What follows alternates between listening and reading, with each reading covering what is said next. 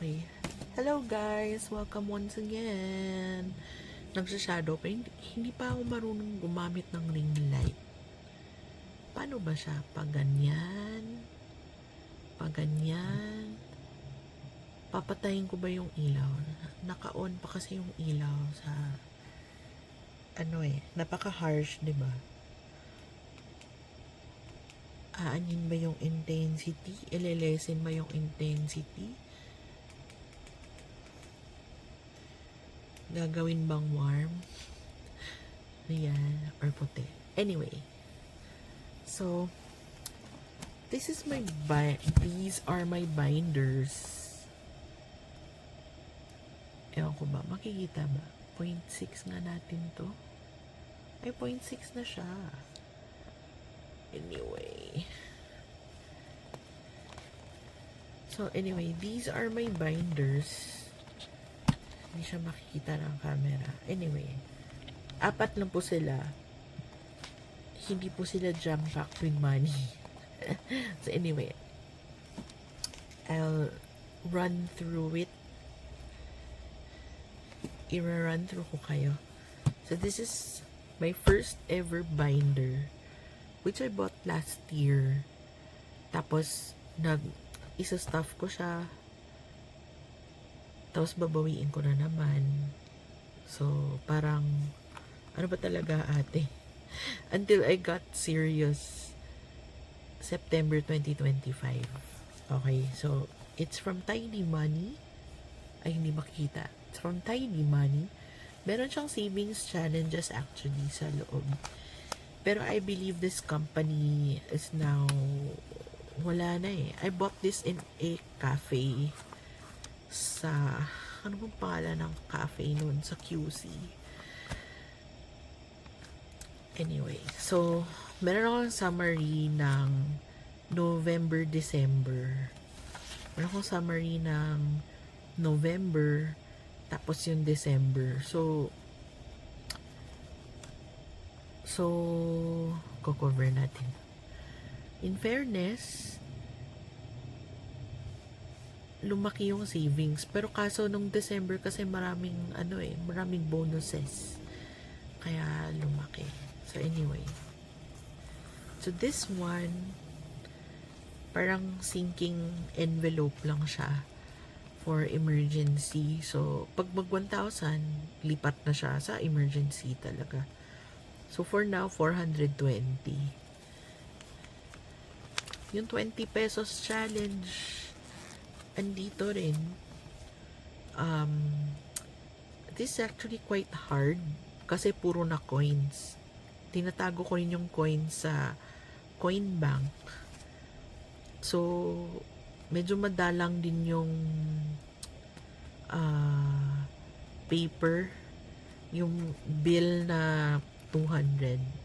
Tapos, kino-condense ko sila along the way para hindi masyadong bulky yung So, sa 20 pesos, di pa yata ako umabot ng 1,000.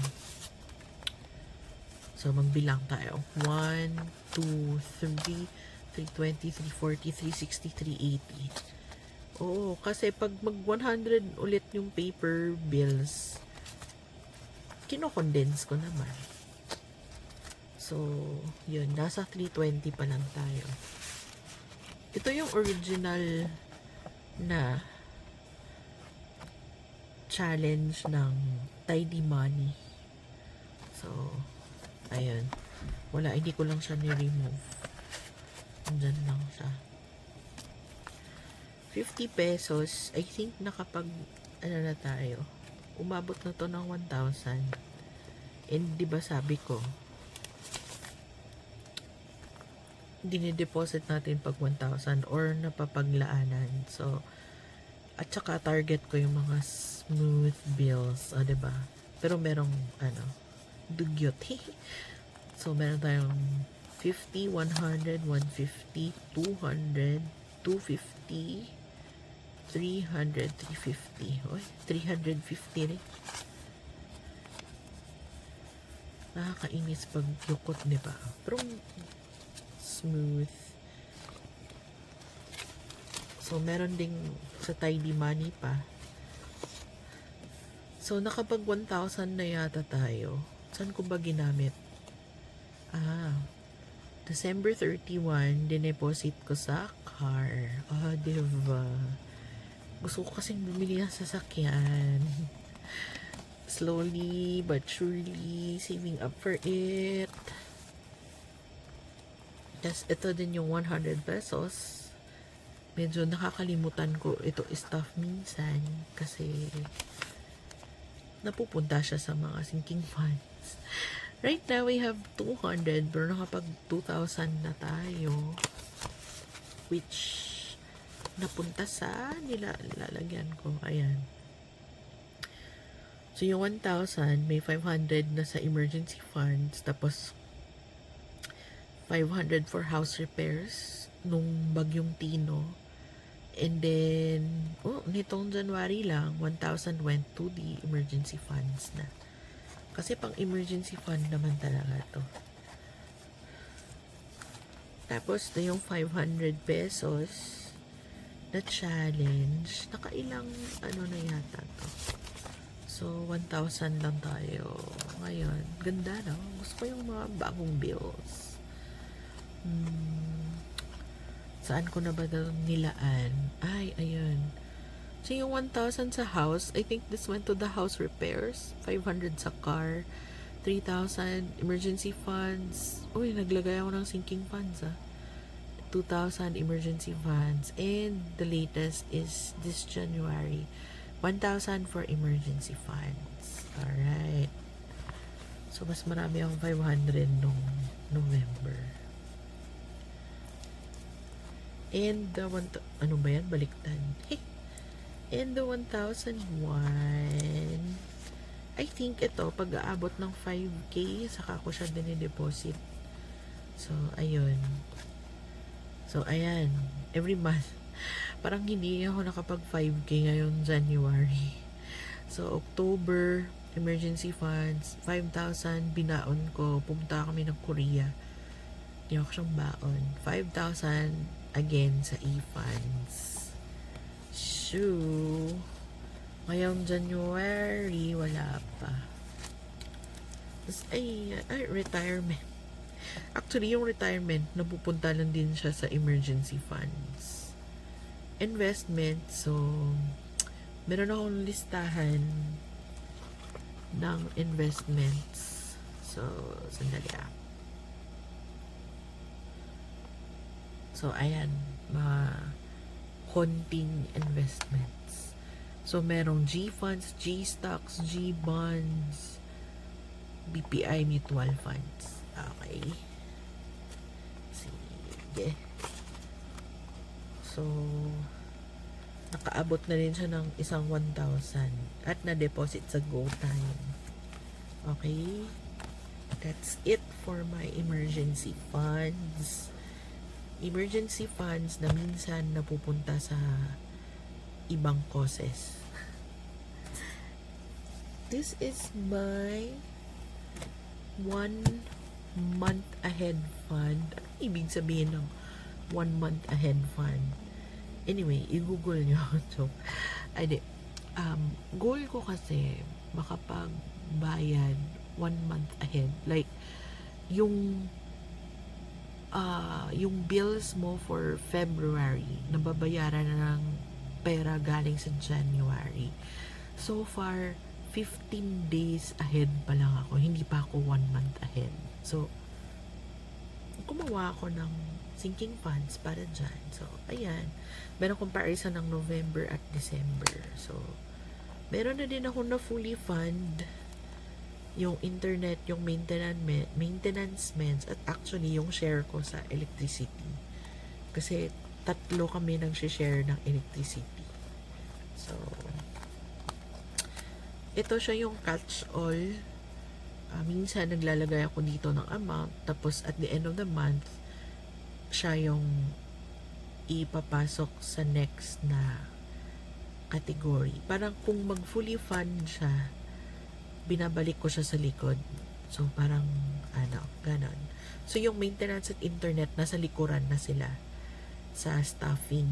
So, ito 50 sa end of the month, mapupunta siya sa mortgage.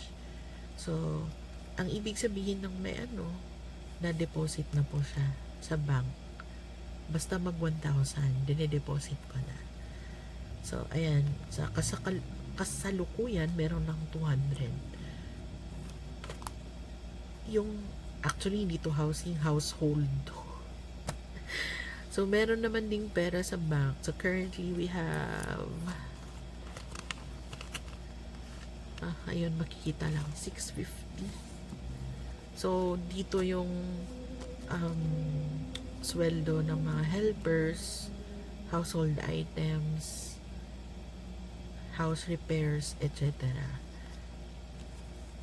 Kasi later on, may makikita kayong home na envelope sa isang ko, para yon sa future home ko. Charot! So, yung electric bill, actually, na fully fund ko na siya last time. Kasi na-deposit ko na. 2 beses ako nag-deposit. Pero, ba't hindi ko siya na lagay sa likod? Lagay natin mamaya sa likod. Telco.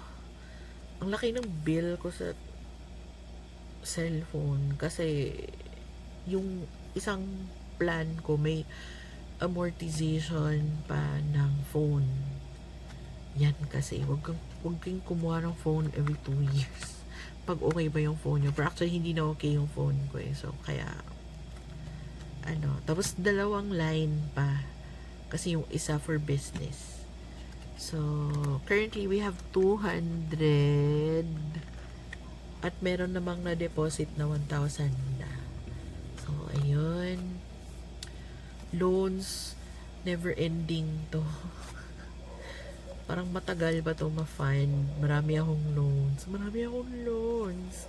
Like, 2027, 2028 pa mag-e-end. Noon, sinimula ko noong 2024 and 2023. I should have known sooner. 150. Pero meron ng part nito na nabayad na. Yung Metro, investment ko to sa stocks. So, currently, we have 450. So, 10,000 a month to ideally. Pero parang naging lenient naman yung management sa akin. Basta. Ito, credit cards. So, 1,000 to pay. Paid na yata to. Paid. So, hindi pa ako umabot ng 1,000 ulit. Nasa magkano pa lang ba? 5 bilang tayo. 1, 2, 3, 4, 550 pa lang. So, this is for extra credit card payment. Because I'm actually behind with my credit card payments. Transportation. I usually spend up to 12,000 pesos for Grab. Kaya nga gusto ko nang bumili ng sasakyan. At hindi rin kaya na hindi ako mag-Grab dahil ang dami ko pong dala everyday. Minsan, hinahatid din ako, sinusundo, pero not all the time. Kasi may trabaho din yung husband ko na 8 to 5. So, yun. So, transportation, kaka 1,000 pa lang. Yahoo! Pero, tingnan natin if hindi ko pa ito yata i-deposit. Tingnan natin. Subscriptions. Meron akong listahan ng subscription sa planner ko. Currently, we have 1, 2, 3, 4, 450. So, wala. Hindi nga maka-Netflix eh. So, kailangan natin ng 350 per month para makabuo ng 4,000. This is 12 months yata. So, yung subscriptions ko umabot ng 4,000. Meron na din ako mga na-cancel. So, okay lang. So, So, ito, clinic overhead.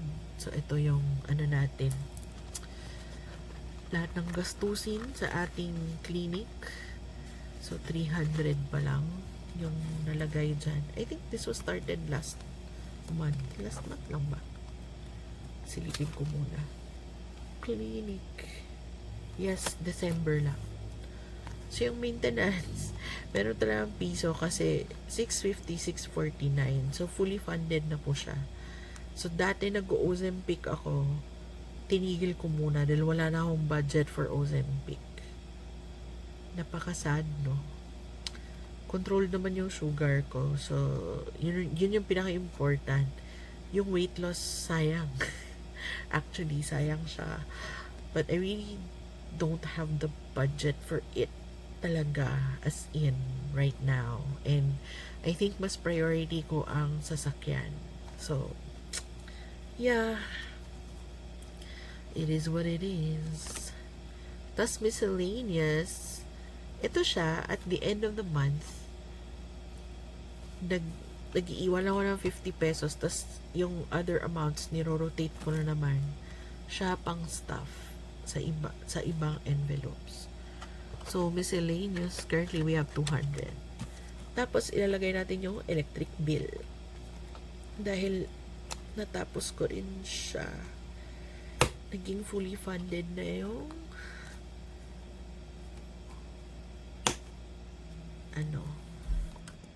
next bill. So, that's it for our month ahead. Tapos, next, tanan, ito yung sinking funds natin. Kahit anong sinking funds. Medium term, low priority, andito lahat. So, ito market. So, my view ka nga. So, market, we do market once a week. Tapos, nagsasalitan kami ng husband ko. Usually, 1,000 per week yung budget. So, minsan, 2,000, 3,000 masispend mo in a month. Sa ngayon, yung toka ko, Feb na. So, 200 pa lang. Groceries, nako. Parati tong 1, 2, 350. Kaha-grocery ko lang kanina. So, baka kukunin ko to. Tapos, deposit back to bank. At the end of the month. Dining out, parati tong empty kasi parating kumakain every week, every Sunday night. Travel fund. So, meron akong challenge. Actually, currently only have 300. Pero, meron na akong mga 13K sa bank. Okay. So, this is travel. Christmas birthdays. Alam nyo, nung Christmas, kinumpute ko, I have spent 30K for gifts and food. So, hindi ko alam paano ko naitawid yung December actually. So, kailangan magtipid. Currently, we have 5, 6, 7, 50, 750. So, early pa lang. Kailangan mag-save. Actually, Christmas ko na yata to naalala. Ayan, November ko na naalala na mag-save para sa Christmas. Anyway, shopping. Ito, para talaga sa mga online shopping. At the end of the month, back to bank. Kung ano yung meron, ibabalik ko sa Maribank. Currently, we have 470. Gifts, currently we have 150. Pets, nako, sa yata or sa 29, ipapa-deworm na naman yung aso ko. So, merong 225.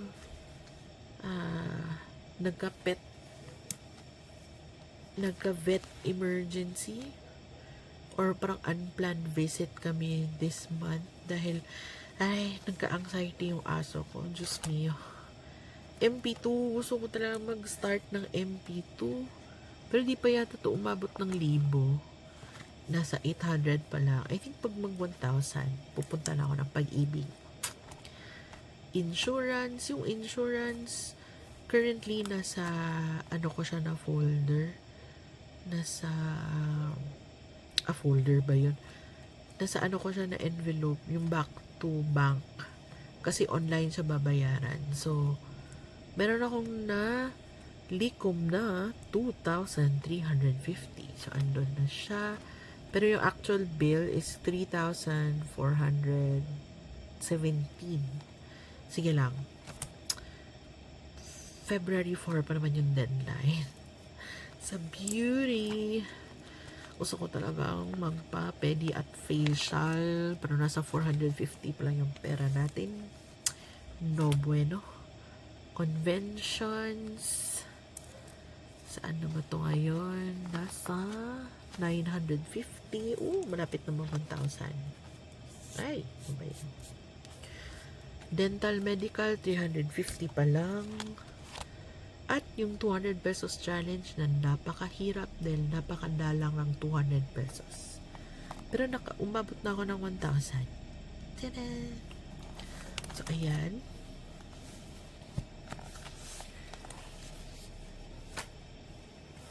Next, we have, this is the big Mugi, ano ba yun? Mumi Megi binder na una ko talaga nabili. Green talaga yung favorite color ko. Pero, ayan siya. Leatherette. And malambot. Ito yung Mumi Megi ko na isa. So, this one, parati ko tong dala-dala para sa everyday ko na cash stuffing. May mini cash stuffing din ako dito. So, anyway, ito, ano ba to? Medium to long term. So, this one is for the car na gusto kong bilhin. Na wala pa akong money, pero nasa ano na tayo? 11,000 na.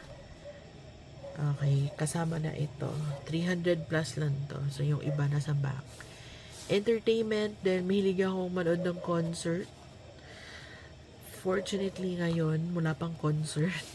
So, nag-iipon na ako. Currently, we have 500. So, road to 10,000 yarn. Tights, di ako nakapagsimba. Today, hindi ako nakapagsimba. Meron na tayong 1,300. So, usually every Monday at Friday ko na nagbibigay ako sa tights. Tech, kaka-create ko lang to na na category kasi na-realize ko na 2 years old na yung laptop ko. Pwede na siyang bumigay anytime. Kasi yung keys niya parang nagiging sticky, parang ang hirap na hopefully wag naman kasi andun yung research ko, andun yung mga basta yung mga stuff related sa career ko, ganon. So, this is tech. So, technically, laptop yung target nito. Taxes, of course. You're going to save for taxes. So, currently, we have meron 2,050 pero yung ondahan yata parang lang 450. Ondahan 550. So, merong 1,500 sa bank. So, ayan, bookkeeper, retainer, real estate tax na grabe, unplanned. Binayaran noong December.